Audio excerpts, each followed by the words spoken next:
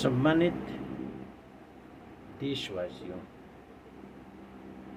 मैं एस.एल. ठाकुर, राष्ट्रीय अध्यक्ष राष्ट्रीय समाजवादी जन क्रांति पार्टी, उत्तर प्रदेश वाराणसी से आज मैं देशवासियों से बड़ी ही गंभीरता से, बड़ी ही शालीनता के साथ इस विषय पर विचार करना चाहता हूं कि हम एक जिम्मेदार नागरिक कब बनेंगे। क्या हम अपने अधिकार और कर्तव्य के प्रति जागरूक हैं? अगर हाँ, तो खुद अपने आप से पूछें, एक ऐसे शख्स को जिसको सत्ता में स्थापित करते हैं, यानी जिसे आप सांसद के रूप में स्थापित करते हैं, विधायक के रूप में स्थापित करते हैं, नगर निगम के अंदर नगर प्रमुख के रूप में स्थापित करते हैं, कभी आप सोचते हैं उस व्यक्ति की सोच क्या है, उसकी व्यक्ति की विकास, समाज के विकास और देश के विकास के लिए नीतियां क्या है? तो जवाब होगा बिल्कुल नहीं। एक्सेप्शनल को छोड़ करके, एक्सेप्शनल को लेकर के परसेंटेज पर सवाल है, एक्सेप्शनल लोगों पर कोई सवाल नहीं। कुछ लोग जरूर सोचते हैं। यहाँ पर हमारा पहला कर्तव्य बनता है कि अपने मतदान का उपयोग हम तब तक नहीं करेंगे जब तक कि हमारा दिल एक्सेप्ट नहीं करेगा उस कैंडिडेट को। दूसरी बात, क्या हम नहीं जानते हैं कि हमारी देश की संस्थाएं, चाहे कोई भी संस्था हो, उसमें कार्यरत अधिकारी क्या ईमानदारी से कार्य करते हैं? कर्मचारी को कहीं से भी दोषी मैं नहीं मानता, क्योंकि अधिकार अधिकारियों के पास है, पावर उनके पास है, उसका सदुपयोग करने का, उसका दुरुपयोग करने का। तो सबसे प्रबल जिम्मेदार अगर है तो वह अधिकारी है। आप आइए, थोड़ा सा ध्यान दीजिए अपने नागरिकता के अधिकार और कर्तव्य के अंतर्गत। क्या जिस शहर में रहते हैं उस शहर में नगर निगम के अंदर स्थापित, चाहे वो नगर आयुक्त के रूप में हो या नगर प्रमुख के रूप में हो, क्या आपने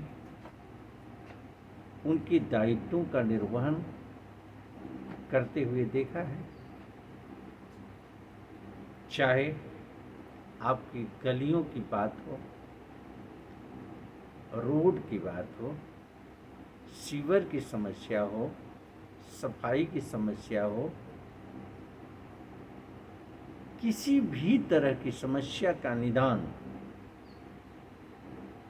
आपके मांग के अनुसार या उनके अपने दायित्वों के अनुसार क्या होता है? नहीं होता है।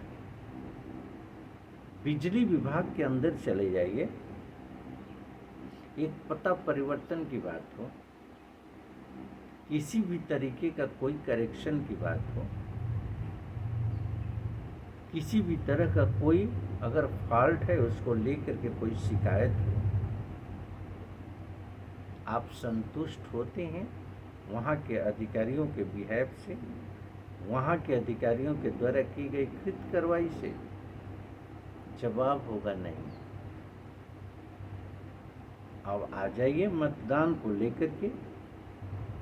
मतदाता सूची में अनेकों बार नाम दर्ज कराने के बाद नाम न आना, नाम में त्रुटियां होना, पते में त्रुटियां होना,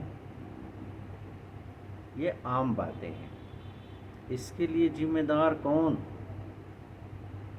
इसके लिए जिम्मेदार हमारी संस्थाएं हैं, जिन संस्थाओं से हम गवर्न होते हैं। और उन संस्थाओं की शिकायत अगर हम करते हैं उच्च अधिकारियों से, तो उच्च अधिकारियों के कानों पर जू नहीं देखता, कहीं कोई कार्रवाई नहीं की जाती है। आज अगर एक विभाग की समीक्षा कर दिया जाए तो उसमें इतनी भ्रष्टाचार, इतनी विसंगतियां, इतनी अनियमितताएं मिलेगी जिसकी कल्पना नहीं की जा सकती। इसके लिए जिम्मेदार कौन? तो मैं स्पष्ट शब्दों में आपको बता दूं कि आपके नागरिकता के अधिकार और कर्तव्य के प्रति अपनी जवाबदेही का न होना भी एक बहुत बड़ा प्रबल रोल अदा करता है। आप कुंठित मानसिकता के तहत राजनैतिक भागीदारी सुनिश्चित करते हैं। आपकी नैतिकता का पतन तो यही हो जाता है। नैतिक मूल्यों को आप खो देते हैं।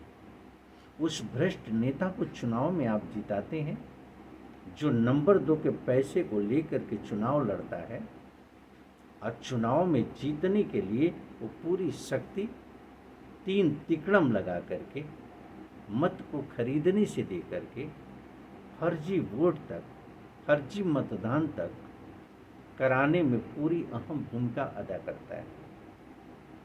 क्या आप नहीं जानते हैं कि किसी एक राजनेता का अपवाद को छोड़ करके अगर समीक्षा कर दिया जाए तो उसका नामांकन पत्र वैध हो ही नहीं सकता।